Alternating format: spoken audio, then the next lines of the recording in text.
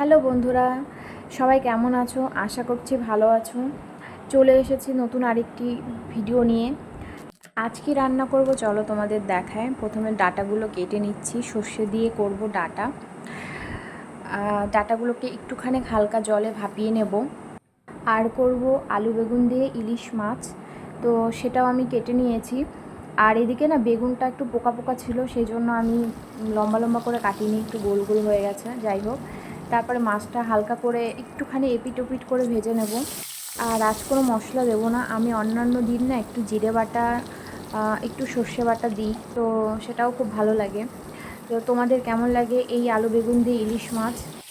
হয়তো সবারই ভালো লাগে, কারণ সবাই এই আলু বেগুন দিয়ে ইলিশ মাছটা খেয়েই থাকে, এটা নতুন কিছু না। তো যাই হোক, আমি এদিকে ঝোলটা একটু ফুটতে দিয়ে এদিকে সর্ষেটা বেটে নিলাম। তো ইলিশ মাছের ঝোলটা হয়ে যাওয়ার পরে আমি এই ডাটার চচ্চড়িটা করার জন্য দেখো ফোড়নে দিয়েছিলাম একটু কালো জিরে আর একটুখানি রাঁধুনি। 5 ফোড়ন দিলে ভালো হতো, তবে আমার কাছে ছিল না, শেষ হয়ে গেছিলো। আর নামানোর সময় চিনি দিয়ে একদম শুকনো শুকনো করে নামিয়েছিলাম। আর সবার লাস্টে করেছিলাম এই যে একটা ঝামেলার জিনিস হলেও কিন্তু খেতে বেশ ভালো লাগে। দুদিন আগে শ্বশুরমশাই এসেছিলো বাড়ি থেকে, তাই কচু ডাঁটা এগুলো এনেছিল। মাঝে মধ্যে এই ধরনের খাবারগুলো কিন্তু খুব ভালো লাগে। আমার মনে হয় ইলিশ মাছে কোনো মশলা চলে না, যত সিম্পল রান্না করবে তত তার স্বাদ পাবে।